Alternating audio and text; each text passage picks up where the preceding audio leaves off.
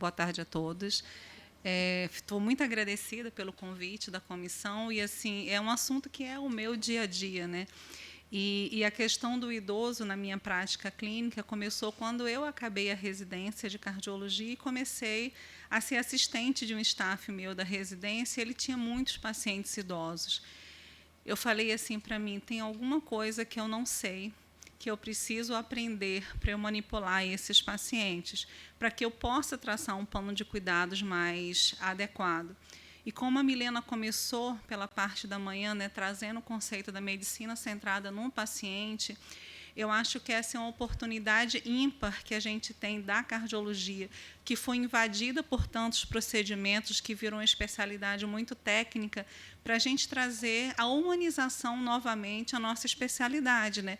Que ela representa o coração, né?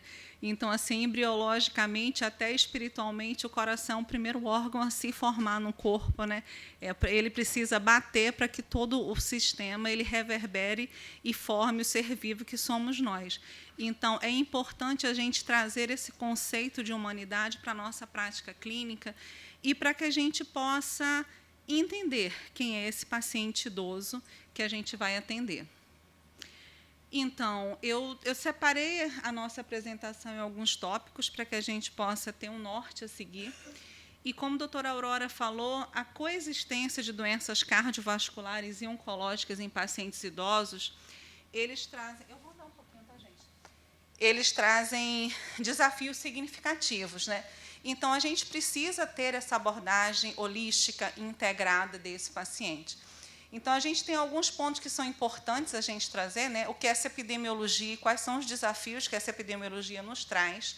A avaliação abrangente, a gente precisa entender quais são os aspectos clínicos desse paciente, cardiológicos, oncológicos e geriátricos, estratégias de tratamento e a qualidade de vida. Então, a gente está muito acostumado a ter o endpoint de eventos. Quem infartou, quem não infartou, quem teve FA, quem viveu, quem morreu. Mas o que realmente é necessário para que a gente trate um paciente idoso que já tem uma trajetória de vida e a gente possa oferecer um cuidado de qualidade? Então, a gente precisa mensurar essa qualidade de vida nesses pacientes. Então, começando, a gente tem esse desafio do envelhecimento populacional. E é uma realidade. A gente tem... Eu lembro muito bem, quando eu era criança, e a minha avó tinha a minha idade, 54 anos. Era uma senhora que já estava aposentada e que não tinha outras atividades a fazer. Hoje em dia é muito comum a gente ter pacientes nonagenários e a gente faz intervenção nesses pacientes também, porque eles podem fazer e dependendo da funcionalidade. Por isso que a alma da geriatria chama-se avaliação geriátrica ampla. Então, esse é o melhor instrumento que a gente tem para avaliar corretamente o idoso. E a coexistência dessas duas condições em pacientes idosos, ele cria esse cenário de extrema complexidade, e a gente precisa realmente saber o que fazer. Então, assim, muitas vezes, o mais importante não é saber qual é a doença que esse paciente tem, e sim quem é esse paciente que carrega essa doença. A gente tem muito essa preocupação dentro da geriatria. Não quantos exames eu vou solicitar para esse paciente, mas quais são os exames que eu realmente preciso e o que é que eu vou oferecer de benefício para esse paciente. Então, a gente precisa entender que, né, a gente vai ter esse paciente, a gente pode ter os idosos robustos, que eles têm uma participação ativa, com expectativa de vida prolongada e com a vida útil, mas tem outros que são semifrágeis, são frágeis, que vão ter uma repercussão diferente. A gente traz, nesse momento, o conceito de senilidade, que é o envelhecimento com doença, e a senescência, que é o envelhecimento que a gente quer ter, que a gente precisa ter para que a gente tenha uma qualidade de vida. Então, nesses pontos, a gente tem quais são os fatores de risco e a prevalência dessas condições. Então, a gente tem a idade avançada. Essa idade avançada ela é o principal fator de risco para doença cardiovascular e câncer. A maioria dos cânceres são diagnosticados após os 65 anos, E a doença cardiovascular é quase universal nessa faixa etária. Então, é isso que a equipe da Cardio-Onco vai pegar. É um paciente que tem o desafio do tratamento oncológico, mas também tem o desafio de você manusear da melhor forma possível essa doença cardiológica, que muitas vezes é assintomática, mas em vigência de um tratamento oncológico, a gente realmente precisa melhorar o aspecto da avaliação desse paciente. Além disso, a gente tem idosos que têm multimorbidade. Como até o Marcelo Assad falou de manhã, a gente saiu daquela margem da pobreza, da fome, para ter um espectro populacional de sobrepeso, de obesidade, de doenças relacionadas ao mau estilo de vida. E essas pessoas que estão envelhecendo, a geração que veio da geração McDonald's, que está envelhecendo, é uma geração muito doente, uma geração doente em relação do estilo de vida que essas pessoas resolveram assumir. São pessoas que fumam, são pessoas que bebem, são pessoas que comem muitos alimentos industrializados, e a gente tem todo esse perfil. E aí vai chegar o mais de 60 anos com doença cardiovascular e câncer. Então, essa é a nossa realidade. E foi partindo desse pressuposto, quando eu acabei a residência de cardiologia, eu falei assim, nossa, eu aprendi bastante na minha residência, mas eu não sei tratar do paciente idoso. Foi quando eu voltei para a UERJ para fazer geriatria. E aí, sim, a minha vida fez sentido como médica nesse momento, que eu conseguia realmente resolver e avaliar melhor esses pacientes. E a gente tem uma condição que todo mundo fala, tá certo? Mas a gente, hoje em dia, a gente vê que cada vez mais, principalmente nas avaliações pré-operatórias, a gente traz a nossa realidade, que é a fragilidade. Dentro da geriatria, fragilidade é a incapacidade de reação a qualquer agente estressor. Esse agente estressor ele pode ser físico ou psíquico. Muitas vezes, o idoso, sob forte tensão emocional, sob forte tensão familiar, a gente tem. Então, quando a gente fala de toda essa epidemiologia, muitas vezes a gente tem o quê? Independente da classe social, é um idoso que muitas vezes continua, além de aposentado, responsável financeiramente pela família, é um idoso que tem uma carga de estresse biopsicossocial muito grande e além das doenças que ele já carrega, e aí ele desenvolve um câncer. Então, todo esse contexto a gente coloca do ponto de vista objetivo, mas é bom a gente só relembrar um pouquinho e filosofar um pouquinho o porquê que isso tudo começa. Então, isso tudo começa muito lá atrás. Quando a gente estuda geriatria, a gente tem a noção do que o pediatra precisa fazer, que é cuidar das nossas crianças, alimentando-as, tendo uma boa saúde mental e espiritual e fazendo exercício físico, porque essa vai ser a grande receita para o envelhecimento saudável no futuro. Nesse momento, a gente vai conversar sobre coisas que a gente não fez. E a gente vai tratar das doenças crônicas relacionadas, na sua grande maioria, a estilo de vida que não são adequados. E a gente vai ter muitos desafios, porque a gente tem os pacientes que, muitas vezes, estão fora do livro. São pacientes que a gente tem, como o Gerson falou, a gente não tem esse estudo randomizado, controlado. A gente tem os pacientes que vão ser da nossa experiência clínica e que a gente precisa, a partir desse momento, começar a mensurar como atender esses pacientes para que a gente possa ter resultados mais no futuro. Então, a gente vai precisar... O Beckman ele traz, nesse seu artigo, dados importantes, que é o processo de decisão compartilhada, né? Que é o paradigma da tomada de decisão clínica, onde a gente precisa alinhar as metas de cuidados diferentes, os desafios na comunicação e o envolvimento familiar. Então, isso aqui tudo é muito importante, porque não é incomum a gente perceber que, além do diagnóstico de doença coronariana, que hoje todos têm expertise para desenvolver esse diagnóstico, e diagnosticar um câncer, muitas vezes a gente costuma falar assim, seu João, o senhor tem uma doença coronariana, ou tem uma estenose aórtica e tem um câncer. O senhor vai fazer isso, isso e isso. Será que a gente senta com esse paciente para a gente realmente discutir como é que ele quer ser tratado, quais são as metas de vida que esse paciente tem, onde esse paciente mora. Muitas vezes a gente está lá em Laranjeiras. Teve um paciente essa semana que eu fui ver, ele morava num apartamento de 4 andares, que obviamente não tinha elevador, insuficiência cardíaca, 23% de fração de ejeção. Ele falou assim: doutor, eu não tenho condição de dialisar, porque eu não consigo subir e descer para ir 3 vezes na clínica de diálise.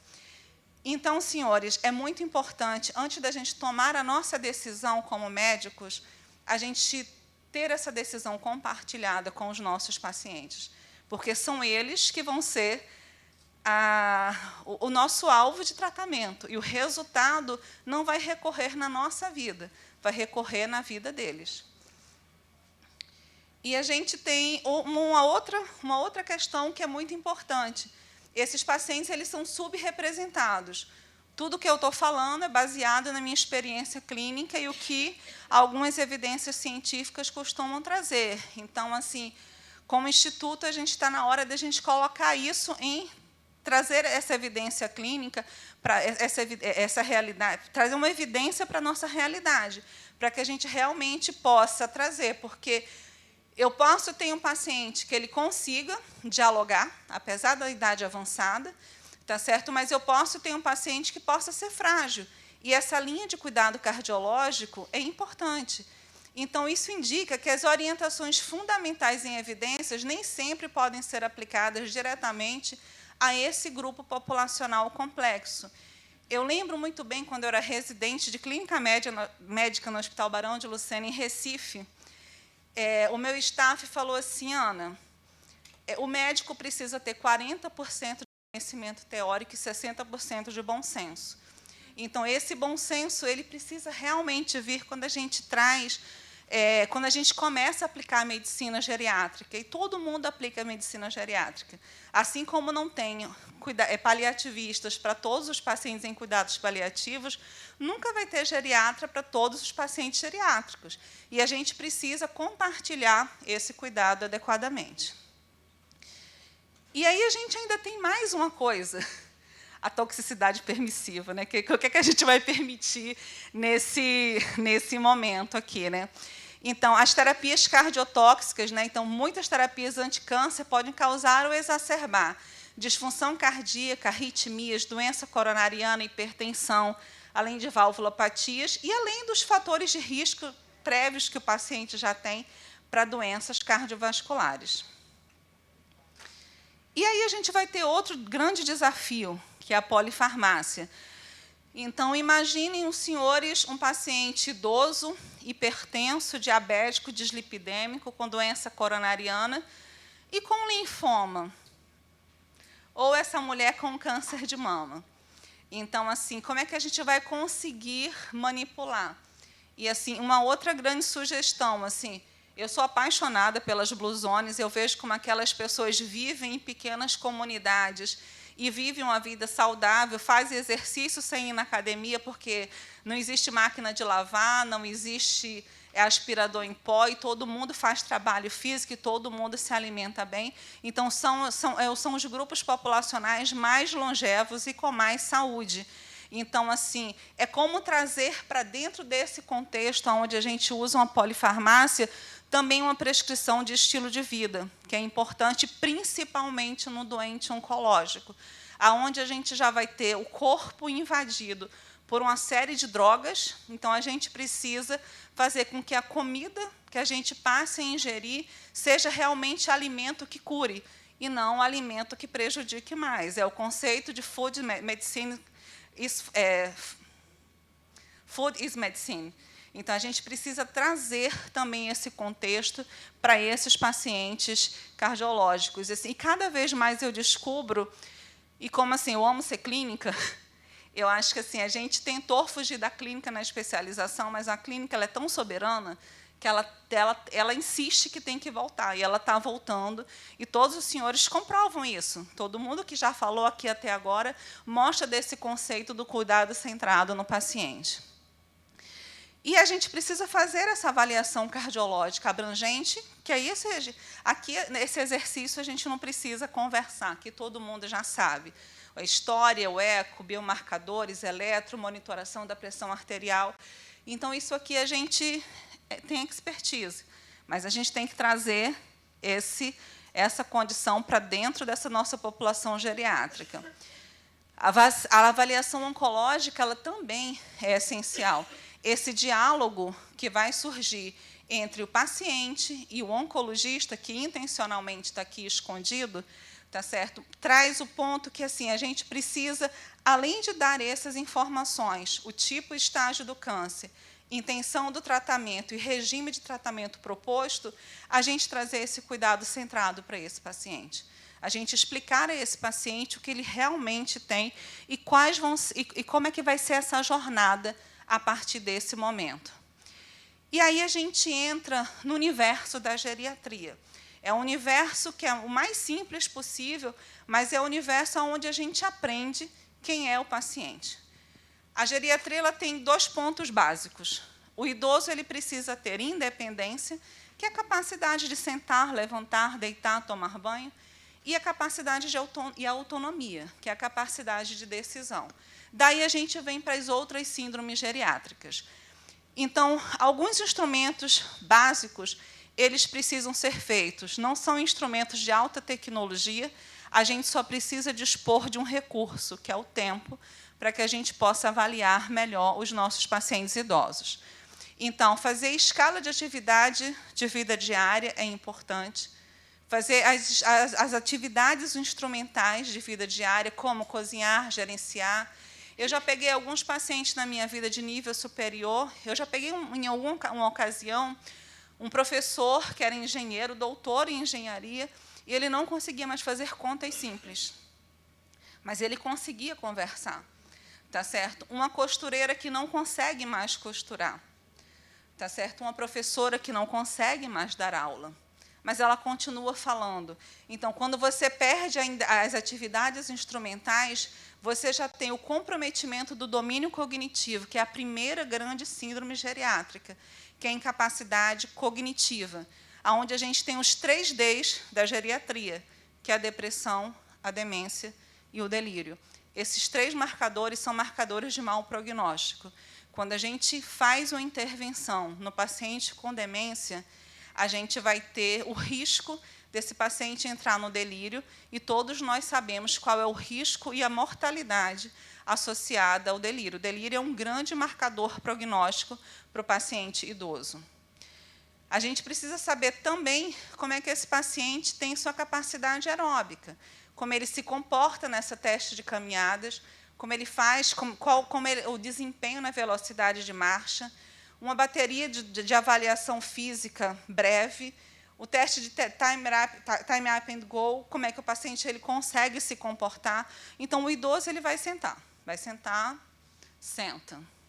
Aí não consegue levantar, né? Então, como é que ele vai fazer isso em menos de 12 segundos?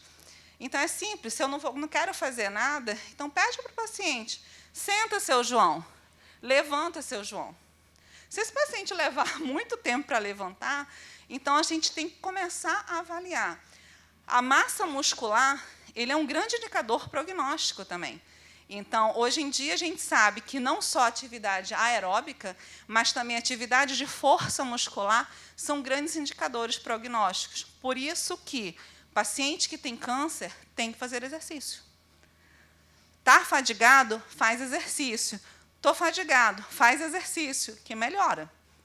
Então, isso aí eu tenho experiência própria, e realmente melhora.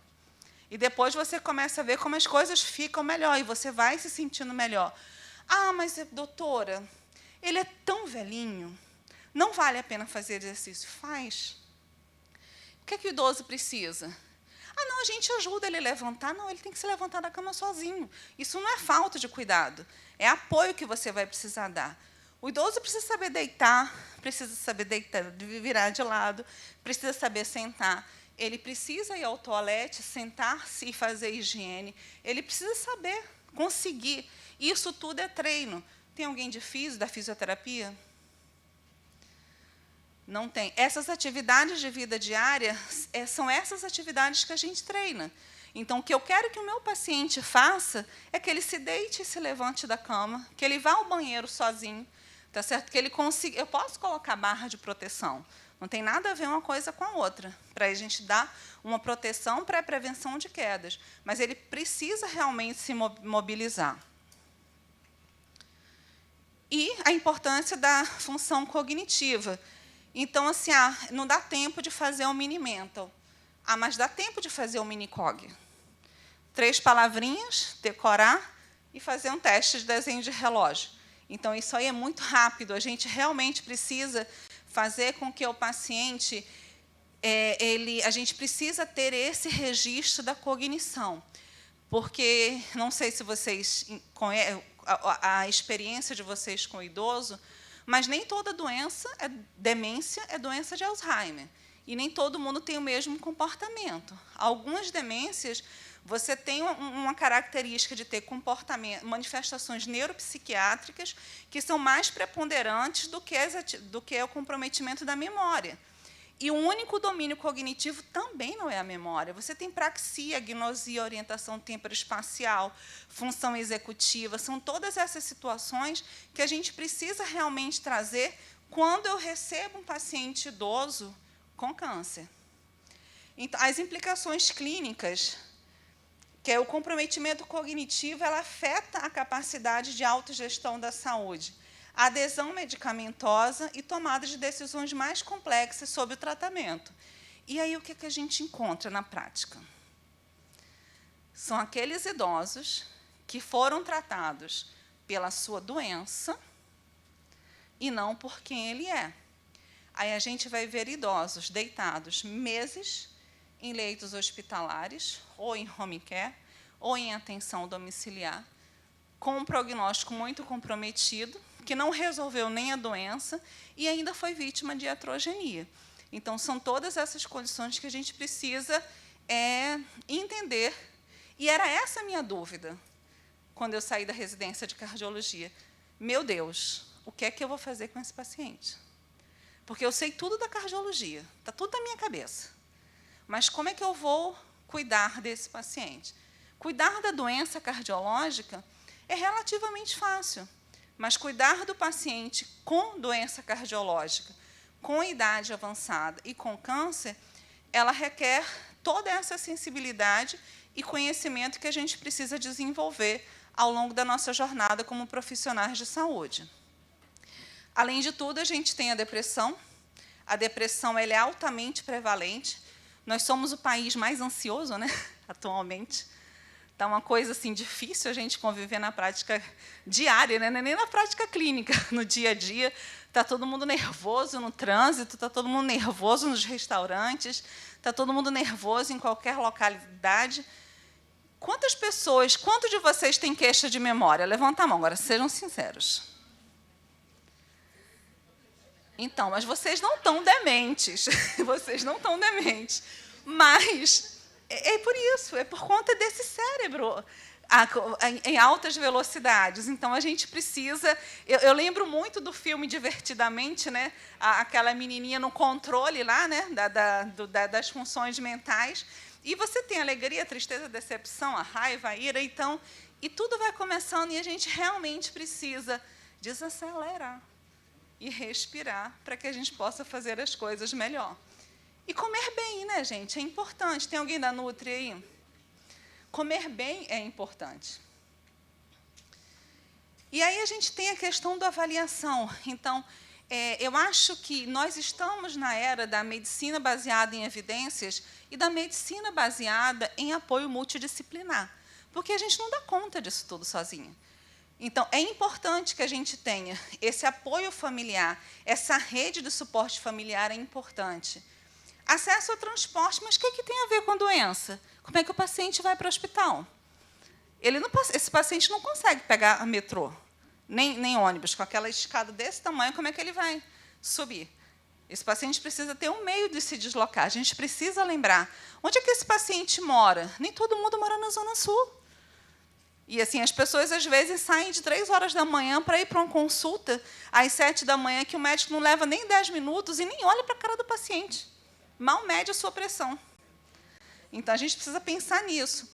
E os recursos financeiros. Como é que está toda essa condição? Essa condição de social e de suporte, ela é extremamente importante, e o serviço social nos ajuda a entender quem é esse paciente que a gente está tratando. Tanta coisa, né? Não bastava ter câncer, aí eu tenho que ter isso tudo junto. Mas a gente precisa para a gente tratar. Então, a gente precisa ter essa estratégia. Eu preciso ter essa avaliação multidisciplinar. A gente precisa ter a noção de que a gente precisa criar uma estratégia de avaliação multidisciplinar por fluxo contínuo para todo e qualquer paciente que entra na instituição. A gente precisa definir metas. Quem é mais jovem sabe o que é meta de qualidade de vida. Vocês aprenderam antes da gente, porque vocês não querem sofrer o que a gente sofreu, dando 500 plantões. Todo mundo sabe fazer um plano de aposentadoria no banco, não sabe? Fazer investimento, quem sobe, quem desce, Dow Jones, não sei o que lá, Jones, todo mundo sabe fazer isso. Então, isso é meta.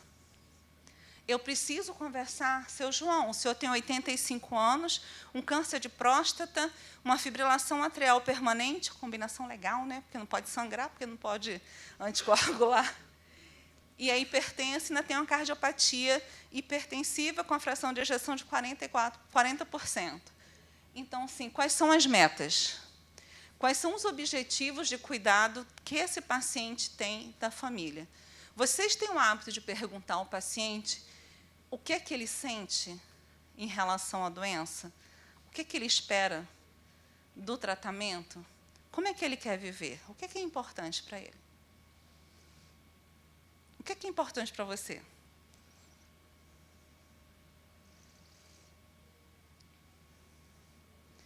Família, qualidade de vida. Isso é importante. A gente não pode dar então, assim, eu não posso dar um tratamento a um paciente sem conversar com ele, que eu vá comprometer a funcionalidade dele, e se eu não tenho um prognóstico certo em relação àquelas intervenções. Então, por isso que não pode ser uma decisão de um profissional. A gente tem que ter uma decisão multidisciplinar. Eu tenho que ter um planejamento terapêutico, e eu tenho que monitorar continuamente. Como fazer isso na rede de atenção à saúde? É uma incógnita, mas se a gente começar a articular as redes, a gente consegue oferecer melhor esse trabalho. Nós, como instituto, a gente não vai conseguir dar conta disso tudo. Mas, se a gente integra na rede de atenção à saúde, a gente tem que dar fluxo, a gente tem que dar continuidade, a gente tem que dar política de atenção cardiovascular, e isso faz parte de política de atenção cardiovascular. Essa licitação de metas, ele é o mais importante. Eu preciso sempre ponderar riscos e benefícios e ter ferramentas de decisão. Então, nesse ponto, eu preciso, antes de qualquer tratamento, é imperativo discutir as metas do cuidado. O que você pensa ser mais importante ao considerar a sua saúde futura? Se o senhor ficar em cima de uma cama, dependendo da sua família, está tudo bem? Algumas pessoas vão dizer que sim. Eu sei porque eu faço geriatria e muitas vezes a pessoa quer ficar viva. Mas, para outras pessoas, não. Para outras pessoas, a independência é o ponto mais importante. Teve um dia, tem uns 3 meses atrás, eu saí com a minha filha, fui no shopping e eu tive que atender uma emergência. Eu sempre deixo meu material no carro. E fui atender. Era uma senhora de 93 anos, que fez uma síndrome respiratória por conta de influenza. E, assim, a família, ela estava em casa, home care, com toda a estrutura. E, assim, a minha filha ouviu: mamãe não pode falecer, mamãe precisa sobreviver, ela não pode se desconectar dessa máquina. Eu preciso fazer com que ela tenha todos os cuidados, e os cuidados precisam ser invasivos. Quando a Ana Beatriz entrou no carro comigo, ela falou assim: mãe, se um dia, mesmo eu sendo jovem, eu chegar numa condição que eu não tenha jeito de viver normalmente, você, por favor, você desliga o aparelho. Eu falei: minha filha, aí eu peguei um susto. Mãe, como é que alguém pode viver sem funcionar? Ela tem 14 anos. Como alguém pode viver sem funcionar? Como alguém pode viver sem dizer que eu gosto de fazer isso ou aquilo, sem poder levantar de uma cama?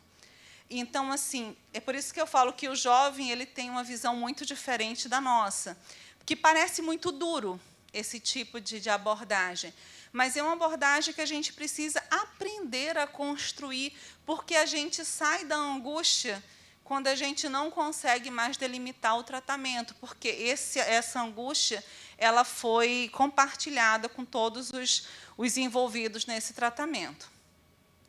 E aí eu entro na questão de como eu vou fazer esse manejo cardio-oncológico, como eu vou otimizar o pré-tratamento, como eu vou monitorar, a Milena falou isso muito bem na parte da manhã, como é que eu vou manejar essa cardiotoxicidade e como é que eu vou fazer a quimioprevenção cardiovascular. Então, esse simpósio está montado de uma forma que, se vocês observarem, existe um contínuo de informações, e uma informação ela complementa a outra.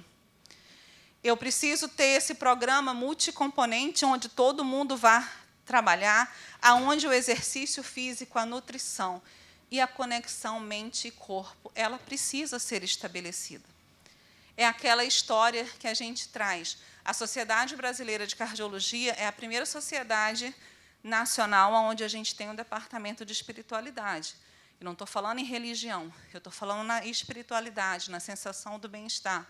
Essa conexão mente-corpo é importante, porque nós somos o que nós pensamos. E isso também precisa ser levado a esse cuidado para esse paciente. E a qualidade de vida é a prioridade central. Não existe nada mais belo do que você conversar com um idoso, muito idoso, que está com a sua capacidade cognitiva e com a sua capacidade física adequada, aonde ele conta a sua trajetória de vida, aonde muitas coisas aconteceram, mas ele foi um determinante na decisão da sua vida. Isso é importante, a gente precisa contribuir. Então, a definição do paciente é que a qualidade de vida tem que ser definida por ele. E a sua manutenção ou melhoria deve ser uma meta primária. Eu só posso oferecer um tratamento que ofereça a melhor qualidade de vida. Eu tenho que ponderar sempre custo-benefício em relação a esses pacientes. E a qualidade de vida é um desfecho importante para a maioria dos idosos e está intimamente relacionada à capacidade funcional e à independência desse paciente. E, nesse momento, eu não poderia deixar de falar. Em algum momento, esse paciente idoso, com doença cardiovascular e com doença oncológica, ele vai estar no momento onde eu não teria uma terapia modificadora de doença que seja mais aplicável a esse paciente. E aí, sim, a gente precisa falar plenamente de cuidados paliativos. É importante a gente sempre aliviar os sintomas, independente se haja cura ou não, principalmente durante o tratamento oncológico, onde a carga de sintomas é muito elevada, pela própria toxicidade das medicações quimioterápicas. A gente precisa fazer um planejamento antecipado. Da mesma forma que a gente faz para a nossa aposentadoria, eu preciso falar claramente ao paciente como é que essa doença pode se desenrolar, como é que essa trajetória pode evoluir. Eu preciso ter como padrão melhorar a qualidade de vida e eu preciso sempre ter esse suporte familiar. Sem suporte familiar, não existe o tratamento. Então, quais são os nossos desafios? A gente tem um desafio na previsão do curso das doenças cardiovasculares, principalmente na insuficiência cardíaca.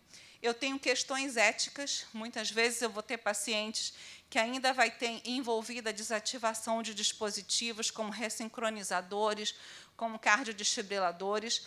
E qual é a nossa função como cardiologista? O papel crucial na provisão dos cuidados paliativos primários, especialmente no manejo dos sintomas cardiovasculares e facilitação de discussões sobre metas de cuidados. E colaboração interdisciplinar também é necessário.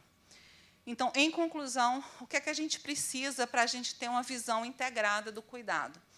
A gente precisa ter liderança cardiológica, a gente precisa ter tomada de decisão compartilhada, a gente precisa ser precoce na indicação de cuidados paliativos. Quando eu falo que a gente precisa ser precoce, é porque a gente tem que planejar os cuidados. Eu não estou dizendo para a gente não fazer os procedimentos. O paciente que ele pode ter cuidado paliativo em paralelo ao tratamento modificador da doença, ele vai ter um suporte melhor, principalmente no entendimento do curso dessa doença. Nesse momento, eu preciso também ter a avaliação geriátrica abrangente e a avaliação cardíaca e oncológica integrada. E, para fechar e soltar a gente um pouquinho dessa tensão de tantos problemas, esse livro é maravilhoso, gente. Leiam. É da Miriam Goldenberg, é A Invenção de uma Bela Velhice. É isso que eu quero para mim, é isso que a gente precisa ter. Então, a gente precisa encontrar um projeto de vida e buscar significado pela nossa existência.